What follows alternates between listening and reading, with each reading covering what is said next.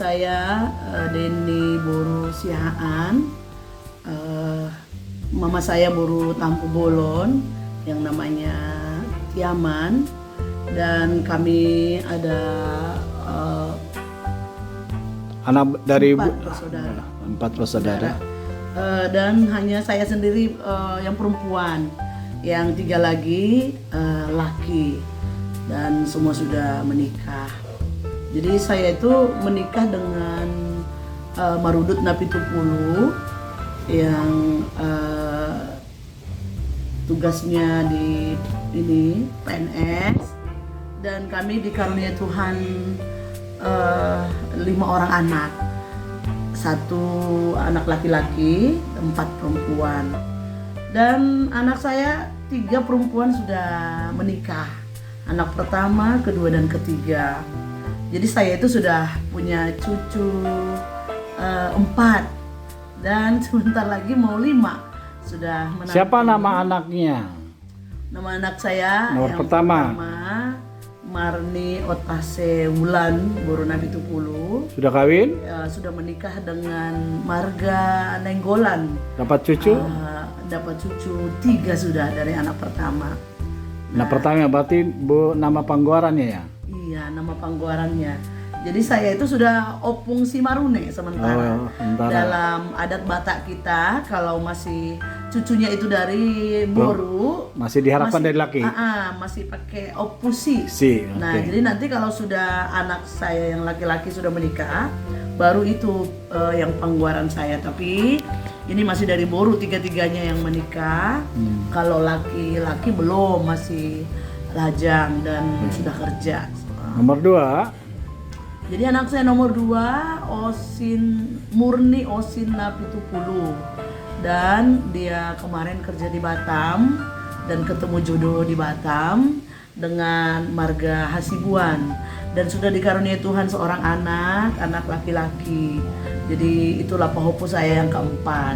Nah, jadi baru nomor 3 ada Marta Habe Napitupulu yang sudah menikah bulan Juni yang lalu, dan menikah dengan Marga Lafau, orang kita Nias, tapi tinggal mereka di Samarinda, dan mereka mencari nafkah bekerja di sana, dan semoga sehat-sehat, dan juga sudah menunggu cucu saya dari anak perempuan yang ketiga.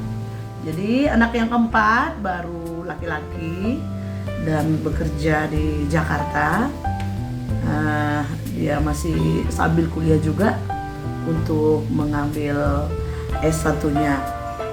Jadi anak yang kelima perempuan yang masih duduk di bangku SMA, sudah kelas 3 dan tahun depan sudah selesai. Nah, dia anak perempuan satu-satunya yang masih tinggal bersama kami. 4 sudah merantau. Anak yang kelima ini perempuan, itulah yang ada di dekat kita dan masih tinggal di sini di rumah, belum pergi merantau. Jadi saya tadi itu keluarga Tampu Bolon, yang mama saya Boru Tampu Bolon, opung saya Boru Tinjak.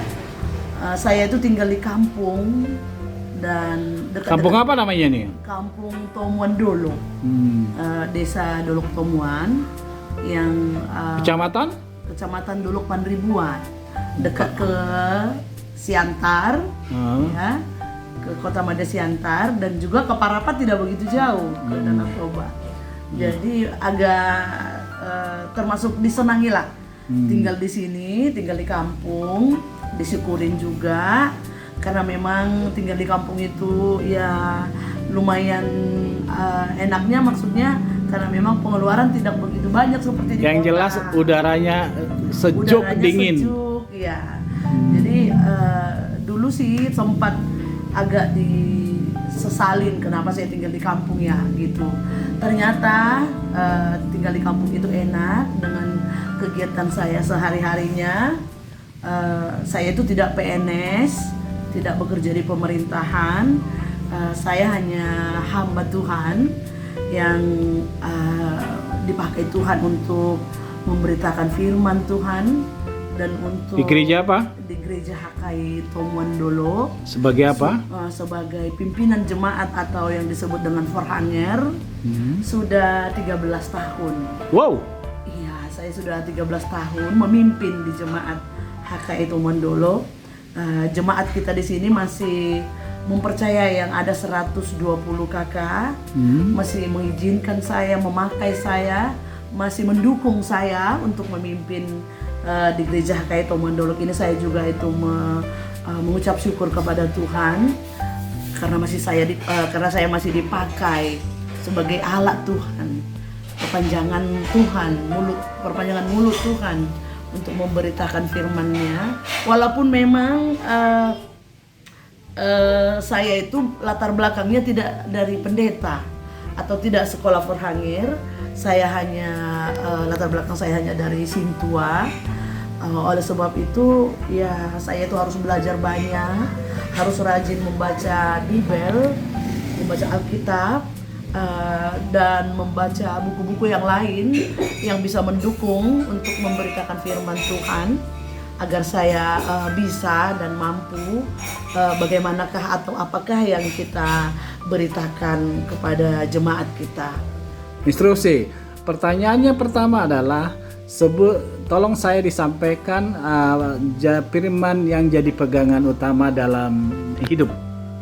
Oh iya, jadi firman yang paling utama di dalam hidup saya apa ya? Tertulis dalam Psalmen ataupun dalam Psalmen ya bahasa Bataknya. Silakan. 119.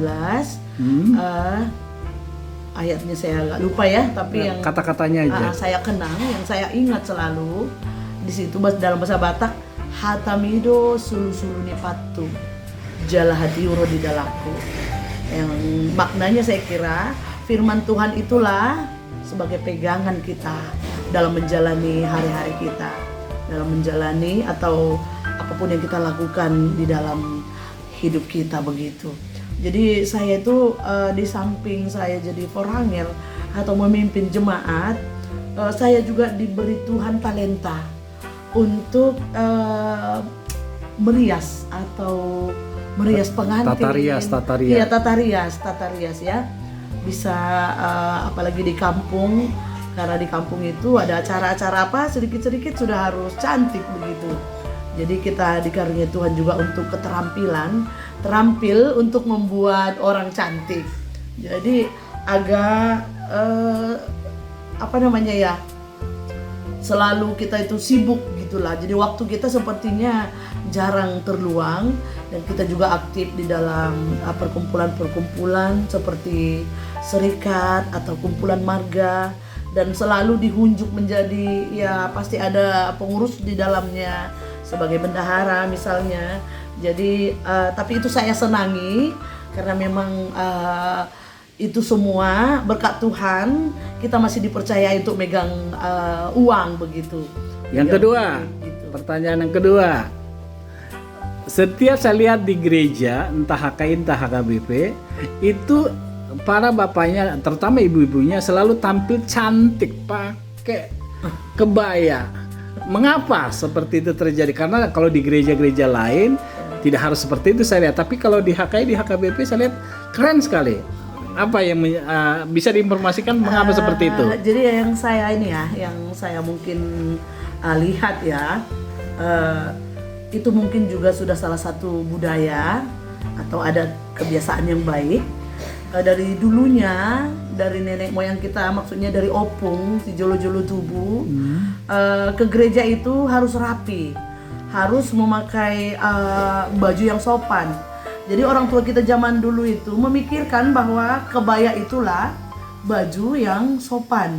Kalau kita bilang itu budaya Batak, tidak pas, karena pakaian adat Batak juga harus dari ulos kan begitu.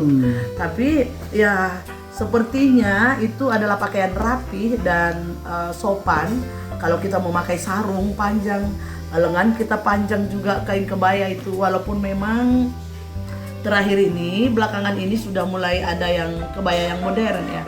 yang lengannya pendek begitu. Tapi kalau pada zaman mulai ada gereja, saya kira ya mulai ada Marminggu bergereja itu sudah mungkin dari opung-opung kita sudah memakai kebaya, dan memang ya kita lihat ya termasuk sopan lah dan cantik. Walaupun sebenarnya kebaya itu biasanya dipakai untuk pesta ya sekaligus ya. Dan itu mungkin orang tua kita zaman dulu sudah memakai kebaya itu ke gereja juga supaya cantik dan rapih, bersih untuk memuji Tuhan.